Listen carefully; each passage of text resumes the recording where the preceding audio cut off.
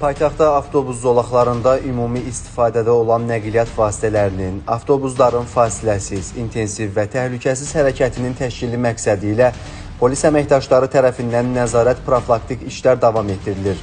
Sərnişinlərin marşrutlar üzrə hərəkətinə maneə yaradan avtomobillər müəyyən olunaraq, barələrində inzibati tədbirlər görülür.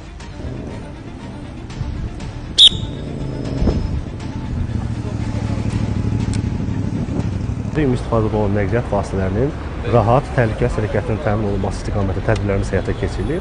Nəzərə almaq lazımdır ki, həmin zolaq sizlərin hərəkəti üçün nəzərdə tutulur və həmin zolağa daxil olduğunuz təqdirdə inzibati məsuliyyət yaranır. Zolaqlar üzrə hərəkət üstünlüyünə malik avtobuslarda olan vətəndaşları gecikdirən halların aradan qaldırılması üzrə inzibati tənbih tədbirləri ilə yanaşı təbliğat, maarifləndirmə işi təşkil olunub. Ümumi istifadədə olan nəqliyyat vasitələrinin hərəkəti üçün ayrılmış avtobus zolağına daxil olmaqla onların hərəkətini ləngidirsiniz və avtobusda yüzlərlə vətəndaşın mənzil başına rahat, təhlükəsiz, vaxtında çatmasında müəyyən çətinliklər yaradırsınız. Tədbirlərdə avtobus zolağına daxil olaraq ictimai nəqliyyatın hərəkətinə maneə yaradan sürücülər saxlanılır, onlarla profilaktiki söhbətlər aparılır, mövcud qanunvericiliyin tələbləri barədə məlumatlar verilir.